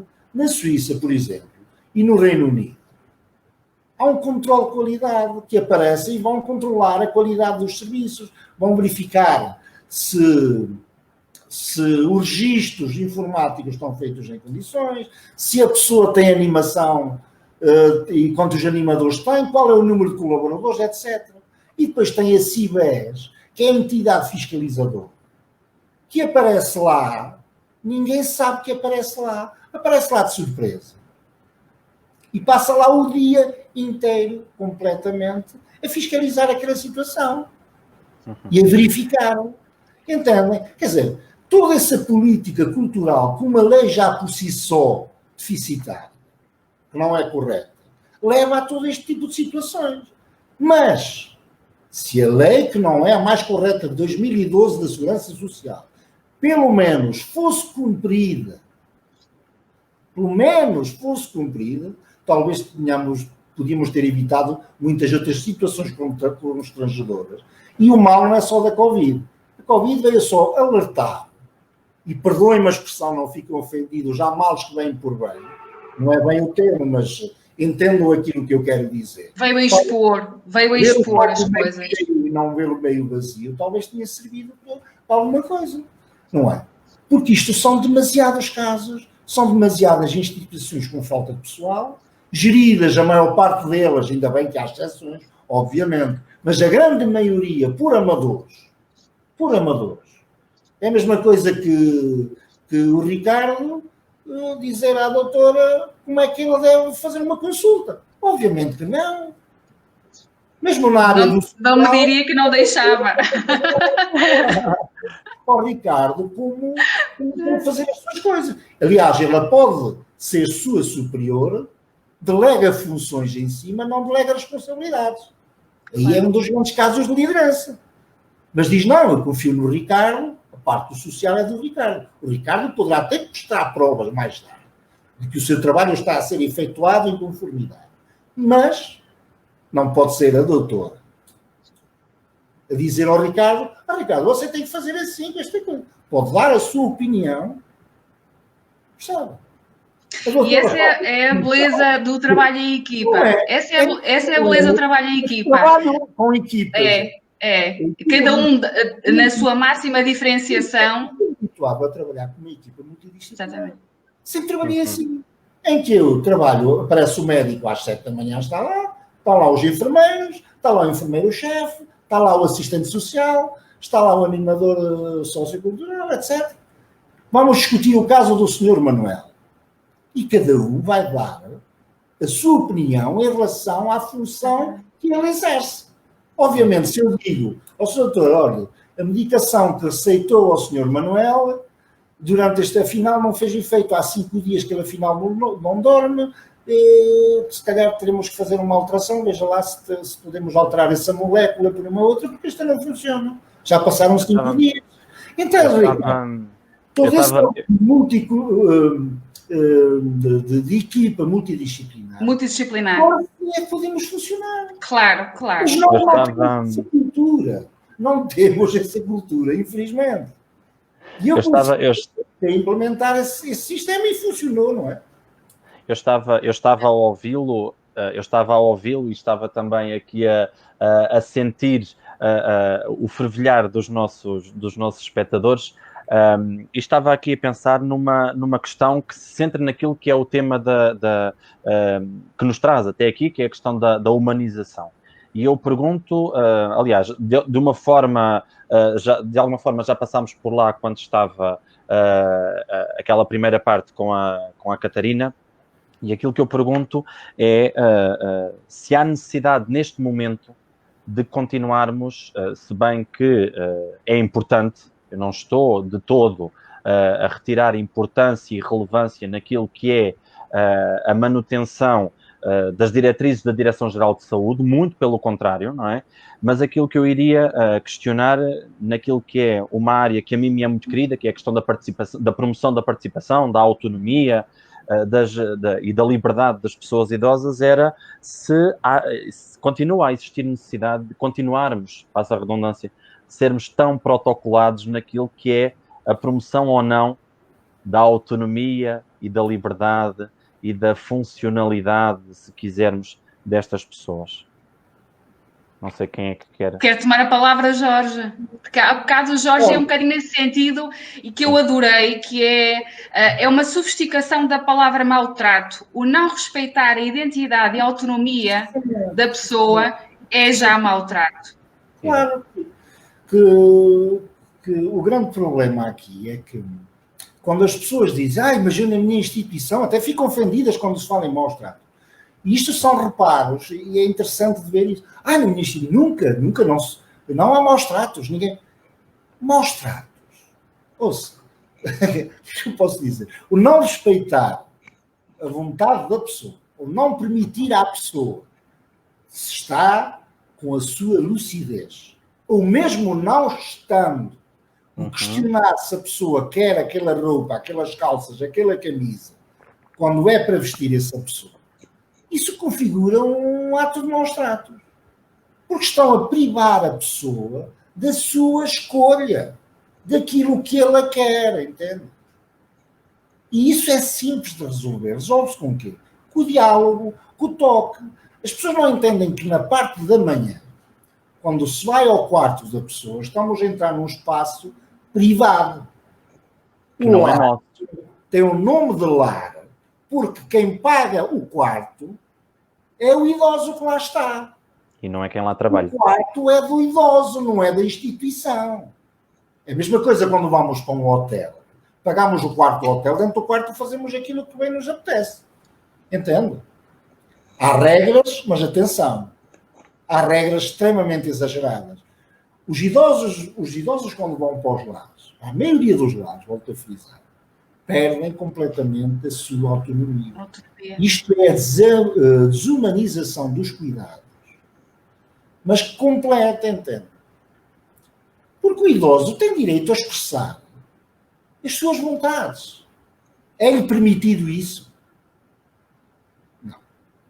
E se disserem que o fazem, não. Porque não o fazem. Salvo várias exceções, como é óbvio. Claro. Abordado e anuído. Exatamente. Repara que o plano individual de cuidados, quando o idoso entra num lar, é obrigatório, está precisamente na lei de 2012 e tal. O plano individual de cuidados. É feito na maioria das instituições? Pergunto-lhe. Pode ser, mas poucas são as vezes em que a coisa mais implicada. essencial no ato de cuidar é conhecer todos os parâmetros daquela pessoa. O que é que ela come, o que é que ela gosta, o que é que ela não gosta, o que é que ela gosta de vestir, se ela gosta de passear, se ela gosta de jogar futebol, se ela gosta de ler, se ela gosta de música do rancho folclórico, se gosta de música do Tony Carreira. Não. Eu que tenho visto nas instituições de olhos, que eu já corri, mas pois, não quero dizer números, mas muitíssimos. É os idosos sentados num salão, com a televisão ligada no programa da Júlia, por exemplo, e toda a gente grama aquele programa e tem que o ver. Tem que ver o mesmo. Entende? Muitos lares ainda têm a política de os idosos não irem fazer uma cesta ao fim do almoço. Não podem ir para os seus quartos. Mas que ideia é essa de manter as pessoas a dormir nos cadeirões? Qual é o conceito? E ainda por cima, amarradas. Não é com medidas de contenção. É amarrado. Para mim, simplesmente meter uma banda à frente da pessoa com a desculpa de que é para ele não cair, isso tem que ser imediatamente abolido.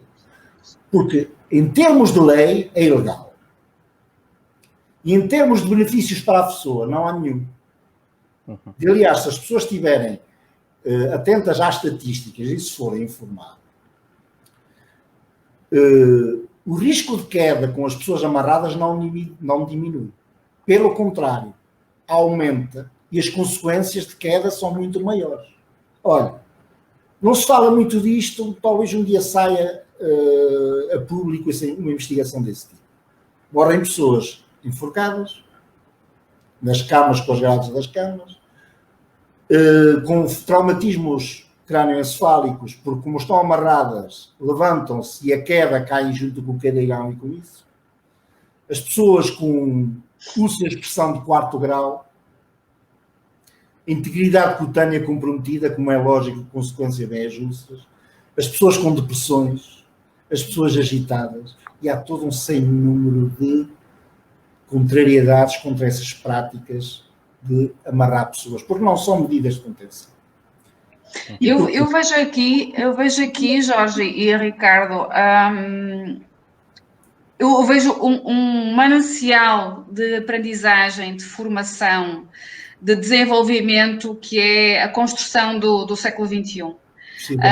No século XX foi o século da pediatria, porque foi preciso provar-se que as crianças não eram adultos pequenos. E agora é o século da geriatria, da gerontologia, porque os idosos não são adultos maduros. Têm especificidades fisiológicas, clínicas, comportamentais, e um tempo de vida que também, numa das suas entrevistas prévias, muito bem explorada, há toda uma fase na vida a ser considerada como mais uma fase válida para ser vivida e a promover tudo o que possa ter de bom. O que eu sinto é que, de facto, há muitas das circunstâncias que eu não é que existem e durante toda a atividade clínica destes anos assisto, seja nos cuidados primários, secundários, terciários ou na comunidade. Agora, eu acho que também há, sem abonar a favor, sem defender, mas há um profundo desconhecimento. Precisamente. Há uma falta de formação. Há um enorme abuso de psicotrópicos. Exatamente. Por exemplo, do qual os seus efeitos secundários e mesmo os efeitos dos medicamentos. Uma sobrecarga tóxica que é preciso rever. Repara, mas como uma parte diz às vezes, nem sequer tem médico de família. Nós às vezes recebemos uma pessoa que nem sequer tem histórico. Exato. Que tem uma prescrição que a gente nem sabe onde é que vem. E portanto, esta é uma área de franca promessa de trabalho. e que, de facto, se há coisa que eu também acho que a Covid traz é a necessidade premente de formação, de diferenciação e depois integração dessa diferenciação. Aquilo que o Ricardo, que o Jorge acabou de dizer que é extraordinário, que a equipa, o trabalho em equipa, e que em algumas das instituições eu próprio levava como atribuía responsabilidade de gestão de caso. Não é pelo facto de ser médica que eu vou assegurar a gestão integral daquele processo. Nós todos temos conhecimento do mesmo, cada um dá o seu contributo. E a informação está centralizada na instituição e com foco na pessoa. E qualquer informação, e toda a informação é pertinente, porque toda ela faz parte de um diagnóstico e de uma solução final. E como tal, isto também para chegar a outra questão que me parece importante, e se calhar já então remate, que é exatamente porque trabalho em conjunto, as palmas das 10 horas da noite são para todos. Precisamente, exatamente. Sempre partilhei dessa opinião. E, aliás, já reagi algumas vezes a favor precisamente dessa tomada de posição. Agora também é uma situação que temos que ver, até vão-me permitir, mas vou ler, porque isto são dados estatísticos e é um pouco, por exemplo, quando falamos de saúde mental, fala-se de saúde mental nos lares de idosos? Não se fala. Não se fala de saúde mental. Nós sabemos que a saúde mental é o parente pobre da medicina, não é? Temos um grande desafio. Olha, felizmente vejo já movimentos diferentes, mas reconheço que a maioria não aconteça assim. Em 2017, Portugal era o 4º país da OCDE com mais pessoas com demência por 1000 habitantes. Portugal, 4º país. Mas, através depois de outro estudo, veio-se a verificar que havia 205.000 e que subirá até 2037 para 322.000 casos. Agora a questão é esta, porque nós nunca pensamos no futuro. 2037 não está muito longe, passa muito rápido. É amanhã. Onde é que vamos meter essas pessoas? Exato.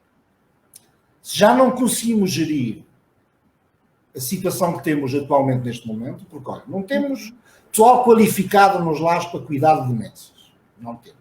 Os espaços físicos ainda começam-se a construir lares, ainda hoje, atualmente, hoje, no presente, constroem lares sem ter a mínima noção da arquitetura de como deve ser um lar para pessoas com demência de Alzheimer se deslocarem dentro desse espaço. O mobiliário não é adaptado às pessoas com demência. Sem dúvida. Com falta de luz, luminosidade. Os estímulos sensoriais. Percebem? Mas é que isso nós não estamos a inventar nada, isso está estudado. Sim, nós temos profissionais para trabalhar nisso. Mas agora, reparem, quanto é que ganha um assistente social num lar, numa ERPI? Um absurdo. Quanto é que ganha um enfermeiro? Reparem, quanto é que ganha um auxiliar de saúde? Que são, no fundo, as pessoas que mais preparação, mais, entre aspas, deveriam ser formadas com todo o fervor e rigor científico para poderem dar o melhor de si. Essas pessoas têm que ser valorizadas. Essas pessoas têm que ser valorizadas tanto financeiramente como constantemente durante o dia. Por isso é que precisam ter líderes que os apoiem, que os acarinhem, que os abracem e que façam deles também, porque isto é uma formação constante. Eu aprendi muito com algumas auxiliares, como é óbvio, porque é uma aprendizagem constante. Aprendemos uns com os outros. E saber reconhecer o valor delas. E em termos de liderança, é necessário criticar em privado e valorizar à frente de todos. Essa é uma das regras da liderança, entende? Mas não, eu tenho visto, e as queixas que existem por todo o país, são inúmeras, é a humilhação que muitas delas sofrem. Claro que isso é consequência, posteriormente, podem dizer que não há justificação para maltratarem mais tarde os idosos, mas isso tudo é uma consequência precisamente que muitas das vezes já nos afia a viver em condições miseráveis. Porquê? Porque as pessoas precisam. E as pessoas têm que comer e têm filhos para cuidar, entendem isso? Claro. A formação é a base de qualquer profissão. Eu estou seguro que vocês, eu falo por mim, eu nunca parei de estudar. Nunca parei de estudar. Costumo dizer, desculpem a expressão, que é assim, arranja sempre sarna para me coçar. Eu acabo um curso, estou sempre... Porque sem nos formarmos, sem tentarmos aprender, quando não sei, questiono, ligo a um médico amigo, a um enfermeiro amigo que esteja mais bem posicionado. É essa a mais-valia que podemos ter enquanto profissionais. E acreditem que eu não sei nada. Eu só sei que nada sei, porque cada vez me deparo com situações extremamente... que eu digo, se calhar já estou completamente desatualizado. Bolas, quando vejo alguém falar de um assunto, como eu não sei isto, eu também sou assim um bocadinho, gosto muito. Acabou de dar nota de que mantenha a lucidez. Questionamento constante é a lucidez. Consciência das nossas limitações. Enquanto a gente se interrogar, acho que estamos... Obrigado, doutora Catarina. Bom, eu estava a ouvir... Mas isto é fantástico, não é? Deixa-me... Estes temas, isto de falar destes assuntos, eu adoro isto. Eu não sei se lá em casa estão a vibrar como nós. Trabalhar numa área... Eu acho que sim. E tenho um sonho que eu sou o senhor reitores das universidades, é que realmente, mesmo na área da enfermagem, se faça uma área específica de geriatria, gerontologia, na específica. Porque isso fala-se... Reparem que os enfermeiros vão para os lares em último recurso. Só se for felizmente já não. E deixe-me dar esta boa nota. Felizmente já não. E Jorge... Eu sou um exemplo vivo, não é? Exatamente. E, portanto, como o Jorge... E muitos serviços de medicina, cirurgia, etc. Mas esta é a minha paixão. Porque vi que havia aqui uma lacuna, aqui uma falha que é urgente combater. E é o mercado do futuro. Sem dúvida, sem dúvida. E eu até costumo dizer às minhas enfermeiras que elas vão ser... A breve trecho, costumo dizer às minhas enfermeiras que elas serão formadoras e fundadoras da enfermagem geriátrica. Elas estão a construir aquilo que nunca viram. E é com uma enorme honra que vejo jovens com menos de 30 anos, estamos a falar de 25, 27, que não tiveram formação na área, mas que vestem a camisola de uma forma extraordinária e que aprendem, desaprendem, aprendem e desaprendem, e sobretudo com muita consciência da dignidade profissional, da dignidade institucional, porque acho que um aspecto também é muito importante, que é sentir-se fazer parte de uma equipa, ter lealdade à causa, e com esse horizonte no futuro. E é também nessa medida que eu fico felicíssima quando lhes quando lhes procuro dar horizontes. Vejam, nós estamos a construir algo rumo a referenciais, e há um Jorge, e há uma magnitude, e há cenários ideais. Vejam, há pessoas que foram trilhando e percorrendo o caminho. Na altura delas, efetivamente, então aqui eram patos bravos e aves raras.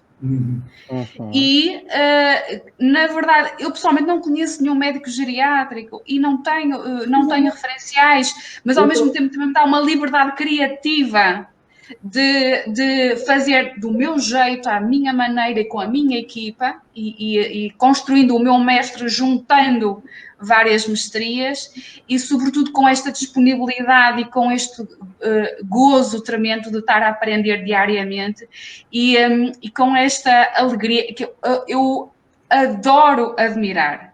Eu adoro gostar de ver pessoas a inovarem, a avançarem, a apresentarem as suas coisas com rasgo, com liberdade e com inovação. E este é um território particularmente favorável à inovação e premente. É verdade.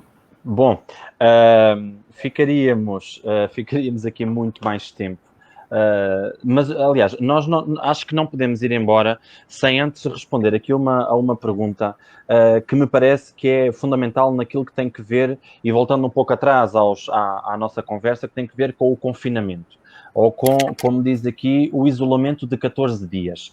Sendo certo que todas as perguntas foram importantes e a seu tempo iremos responder a elas, logo que tenhamos essa oportunidade, mas existe aqui uma pergunta que eu acho que merece uma resposta, sem qualquer descrédito para as demais. Mas a Luciana Costa pergunta: qual a melhor forma de fazer um isolamento de 14 dias num utente com doença de Alzheimer, já com uma fase avançada, tendo a parte cognitiva já comprometida e ainda com autonomia física? Olha, para mim tem um grande inconveniente e vem de encontro àquilo que eu tinha falado. As instituições não têm o espaço físico adaptado para pessoas com esse tipo de demência. Ainda mais numa situação de pandemia em que é necessário fazer o isolamento. Porque as pessoas também estão a cometer um erro, quanto a mim, extremamente grave, que fazem o confinamento, o isolamento, no quarto e a pessoa, o residente, fica ali fechado no quarto. Os 14 dias. Por que razão não fazem uma escala durante o turno em que pegam naquele doente determinado X e saem com ele e vão mesmo à rua? Qual é o problema saírem dentro do espaço da instituição? A pessoa coloca a máscara, quem o acompanha equipa-se devidamente, calça luvas, coloca a máscara também e sai com a pessoa. Não estou a perceber qual é tanto esta situação a criarem... Porque isto não vai acabar tão depressa. Metam isso na cabeça. Isto fala-se disto das vacinas e isso. Não sabemos se a vacina vai aparecer tão depressa. E mesmo que apareça, vamos ver se temos condições para adquirir. Tem que querem mais aguentar. Portanto, as pessoas têm que se adaptar à situação. Então, se a pessoa está no quarto e tem uma máscara bem aplicada, se a pessoa calça luvas, o acompanhante calça, porque é que não pode acompanhar essa pessoa? Lembrem-se que um doente de Alzheimer, muitas vezes, se vocês experimentem isto, saiam com ele 5 ou 10 minutos, andem com ele, se ele quiser correr, corram com ele. E regressam ao quarto, vão ver como o doente, em grandes, depende da situação, não é óbvio. Mas são coisas que se testam, se funciona para aquela pessoa ou não. Não há métodos milagrosos, não é? Não há claro que sim. Sabem se a pessoa gosta de música? Qual é o tipo de música que ela gosta? Se ela gosta de ver fotografias? Percebem? Isto no plano individual de cuidados, o que tem de se fazer. Temos que saber o que é que a pessoa gosta. Eu recomendo às pessoas lerem O Homem que Confundia a Mulher com o Chapéu. Procurem esse livro. O Homem que Confundia, creio que é assim, já não me recordo. O Homem que Confundia a Mulher com o Chapéu. Era um senhor que tinha Alzheimer e que o chapéu era a esposa dele. E ai de quem lhe tirasse o chapéu. E deu um livro fantástico sobre a história do Alzheimer. Entenda? Quer dizer, essa percepção do que é a pessoa com demência, temos que ter. Temos que ter. É óbvio que não podemos ter um especialista para cada pessoa. Claro. Não podemos ter um médico constantemente, um psicólogo constantemente para cada pessoa. Não podemos. Seria o ideal, ótimo. Não é? Era bom sinal. Não podemos. Portanto, temos que nos adaptar. Reinventar técnicas. Agora, deixar as pessoas fechadas no quarto. Não, de forma nenhuma. Eu sou contra isso. E eu, se tivesse uma instituição, não permitiria que uma pessoa ficasse confinada no quarto 14 dias, nesta fase. No início, ainda estou... Porque já viram que a maior parte das pessoas já passaram. Reparem bem nisto. Se passarmos a uma segunda fase de pandemia que venha, que tenhamos que isolar novamente essas pessoas, há muitas pessoas que não vão aguentar. Chama-se síndrome geriátrico isso. Provocam o síndrome geriátrico, que pode ser uma situação de depressão da pessoa, inclusive, vejam bem, está na literatura e nos estudos mais recentes, risco de suicídio. Sim. Suicídio verdadeiramente aliás, o confinamento e isolamento acaba por agravar as 5 síndromes geriátricas, não é?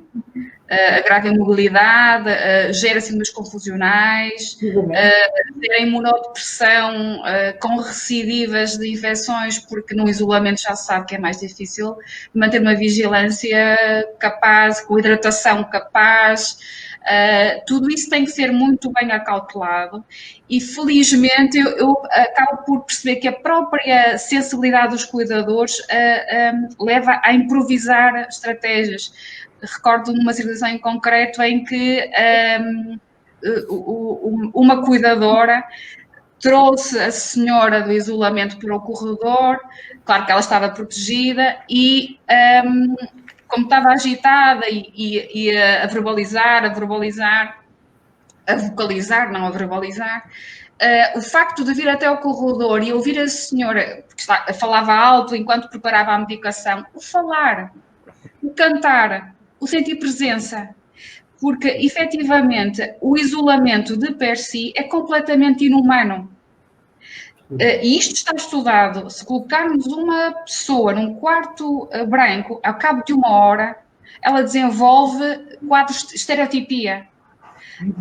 Busca circunstâncias de criar um mundo próprio e entra em alienação, porque a ausência de estímulo é absolutamente insuportável para o nosso sistema sensorial. Isso acontecia precisamente com os prisioneiros de guerra que ficavam isolados. É tortura. É tortura. Sabe? Isso é de facto necessário. Então, começarem a criar uma coisa que é muito bonita, que se fala muito nas nossas profissões, em todas elas, que é a empatia. Sim. A empatia, uma das situações de analisar a empatia, é colocar-se no lugar do outro. Mas a empatia é muito mais do que isso. Mas só o facto de nos colocarmos no lugar do outro, como é que eu gostaria de ser tratado? Imaginem-se 15 dias fechado no quarto. Temos que fazer esta autorreflexão. Não estamos a falar do Big Brother. Estão lá isolados numa casa, mas têm festas e têm tudo à disposição. Não. Estamos a falar de um quarto minúsculo. Reparem que o Nelson Mandela, quando esteve 30 anos naquela prisão, acho que foram 30 anos, no quarto, quando saiu em liberdade, isto é um longo espaço, mas pensem nisto comparativamente. Não conseguia dormir na casa que lhe ofereceram, que era uma casa enorme, e dormia no chão, apesar de ter uma cama, entende? Portanto, não se admirem que depois as pessoas estarem tanto tempo como ficaram algumas 3 meses confinadas, elas desenvolvam sintomas de apatia, falta de apetite, claro, de agressividade quando vem alguém, etc, etc. Não, porque somos seres humanos. E os seres humanos são seres de emoções. E nós somos seres de emoções. Por isso é que temos reações que às vezes os outros não compreendem, mas também não compreendem o que nos provocou essa reação. Muito bem. Nunca teríamos para dizer, muito. Mas nós prolongamos um bocadinho, não foi, Ricardo? Sim, mas para falar, não é? Mas já era previsível que durássemos mais do que propriamente a 1h30 de programa e mais ficaríamos aqui a falar sobre estas questões, não é? Mas bom, infelizmente temos de sair, não é? Temos de terminar o programa, com muita pena minha. Agradecer mais uma vez à Catarina, que de forma muito humilde, muito prática, muito pragmática e de forma bastante simpática aceitou o convite. E eu não posso esquecer isso, porque nós pessoalmente não nos conhecemos, mas realmente eu acho que aquilo que nos une é verdadeiramente bonito, porque é a nossa missão e é a missão conjunta de todos os que aqui estão neste ecrã, dignificar a vida das pessoas, dignificar aqueles que produziram e que concretizaram a liberdade que nós hoje beneficiamos, e em todos os programas eu digo isto, não posso jamais deixar de dizer isto, porque nós esquecemos, ora sim, ora também, que a liberdade que nós beneficiamos hoje, que aquilo que nós estamos a fazer aqui hoje, que é partilhar as nossas opiniões, se deve a pessoas como aquelas que nós cuidamos todos os dias e a quem nós direta ou indiretamente, roubamos a liberdade. Deixa-me só partilhar isto, concordo inteiramente, Ricardo, e ouvi uma frase, recebi um comentário em francês em que eles são a nossa memória e trata-se de preservar o nosso futuro. Ora, um país que não honra o seu passado, talvez não tenha futuro. Não. E, portanto, isto é uma causa pessoal, mas também uma causa coletiva, e é um trabalho em conjunto. Portanto, eu só podia aceitar este convite e lanço o desafio repto. Se alguém entrar em contato convosco e vos convidar para um podcast, digam que sim ao Ricardo Cosminho. Entretanto, chovem convites. E eu terei todo o gosto em encaixar-vos num ou outro programa, porque serão sempre bem-vindos. Por exemplo, só para ficarem com uma ideia, nada fazia prever que a Eduarda, que eu acredito que deva estar por aqui ainda, que esteve no programa da semana passada, uma recém-licenciada, com uma experiência de vida ainda muito pequenina e com uma experiência profissional mais pequenina ainda, foi a convidada mistério, com uma lucidez e uma generosidade imensa. Maravilhosa.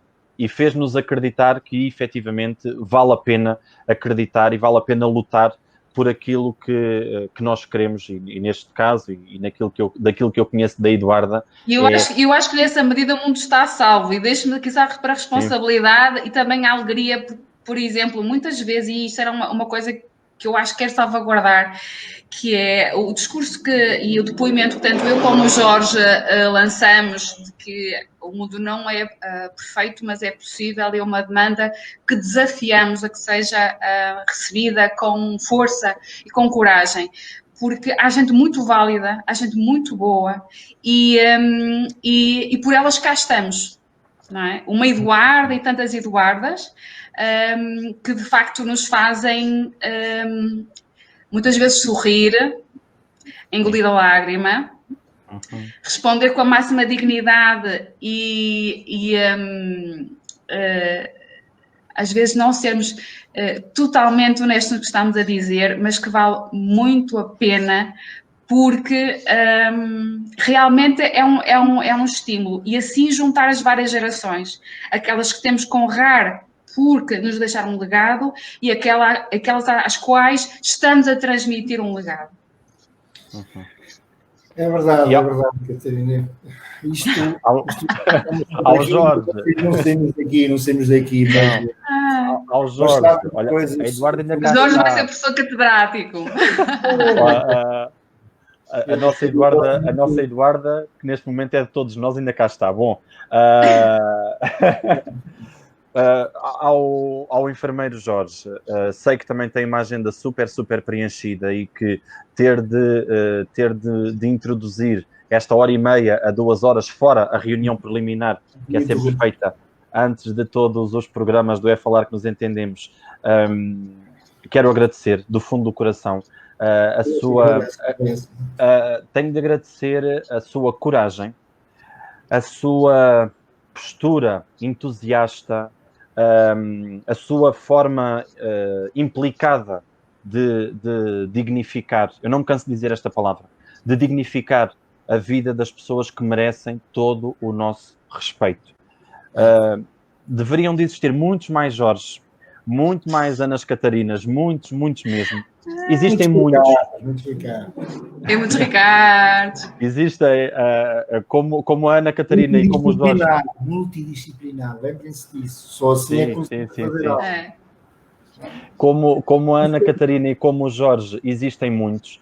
E este programa serve para isso, serve para honrar a vossa existência, serve para honrar aquilo que vocês são como pessoas e aquilo que são como profissionais, naquilo que é o cuidado das pessoas idosas, e não o tratar.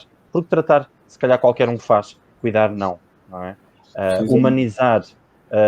Humanizar o cuidado também exige conhecimento, exige formação, exige boa vontade, bom senso, e este programa foi resultado daquilo que é o melhor que este país tem. Também, portanto, Ana Catarina e Jorge, o meu muito obrigado por terem aceitado este convite. E voltamos-nos a encontrar por aí, estou certo disso. Este é o início de uma caminhada bonita e de um movimento que ganha cada vez mais corpo. Vamos fazer de tudo o que está ao nosso alcance e fazemos diariamente para que aquilo que é feito neste programa extravase todos os nossos espectadores e que extravase o metro quadrado de cada um de nós. Porque se fizermos qualquer coisa no nosso metro quadrado, estou certo que a nossa sociedade, que a nossa comunidade, que o nosso país, que este mundo do qual todos devem de pertencer, independentemente da idade, do género, da etnia, faça mais sentido e seja um pouquinho melhor. Bom, sem mais delongas, este é o momento para me despedir também de todos os espectadores que têm acompanhado desde o primeiro É Falar que Nos Entendemos, ou que, entretanto, descobriram o programa e nunca mais deixaram de aparecer à quinta-feira para estar aqui na nossa companhia. Iniciamos muito pouquinhos, agora somos muitos. Este movimento está efetivamente a ganhar corpo e a todos os convidados, a todos os cabeças de cartaz, a todos os convidados mistério, a todos os espectadores o devemos. A todos os que assistem ao É Falar que Nos Entendemos, o meu muito, muito obrigado. Foi um privilégio. Foi um privilégio poder estar todas as quintas-feiras atrás deste computador. Obrigado a todos os convidados, desde a primeira edição, desde o primeiro programa até ao programa de hoje, que nada fazia esperar que teria de existir mais um programa, porque os nossos espectadores assim o exigiram, e vocês honraram aquilo que foi o pedido dos nossos espectadores. Não vão esquecer, e garanto-vos que eu não vou esquecer cada segundo daquilo que foi vivido ao longo destes 10 programas.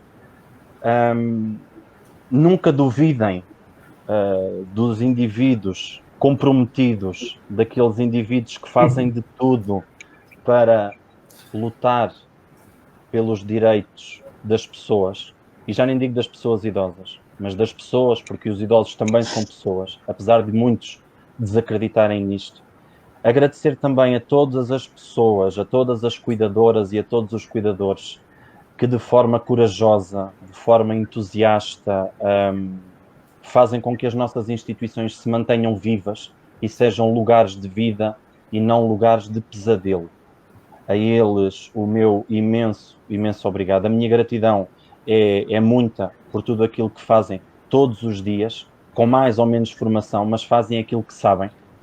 E aquilo que sabem deve de nos orgulhar, porque garantem que permanecemos vivos e que os idosos também connosco continuarão e continuam a caminhar.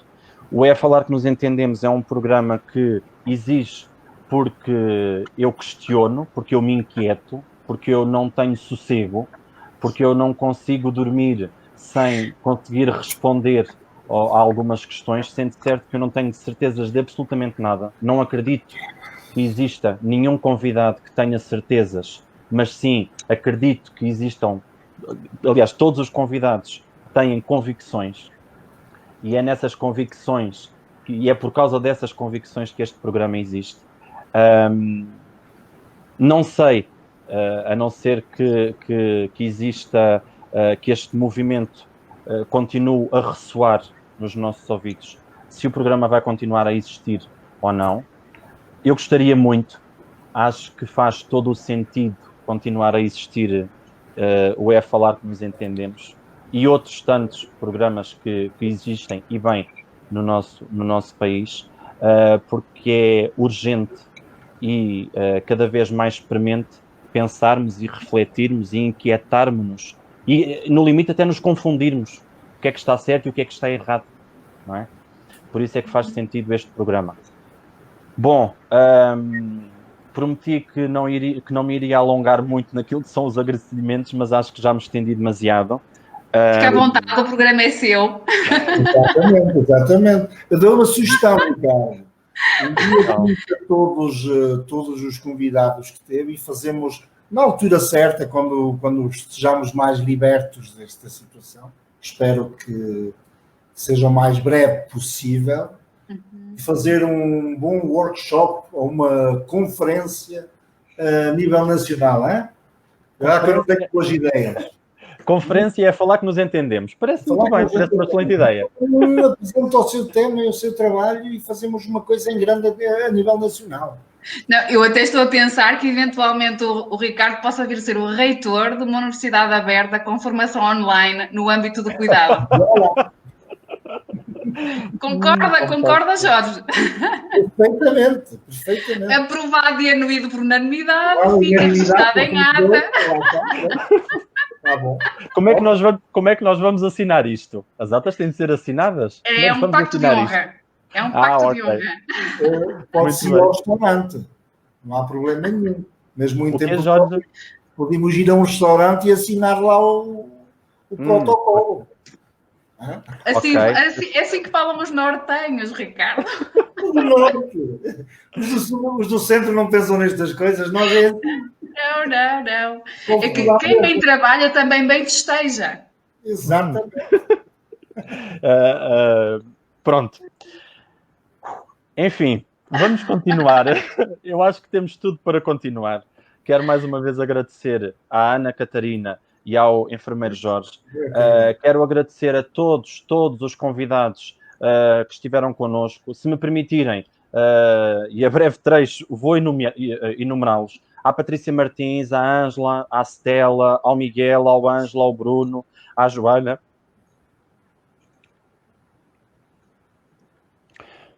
Ao Afonso, à Cláudia, ao Fabrício, à Margarida, à Adriana, ao António, à Carla, à Sílvia, à Eduarda, ao Alberto, à Catarina e ao Jorge e a todos aqueles que deveriam também ter estado neste programa, mas por motivos vários ainda não estiveram, mas garantidamente que vão estar.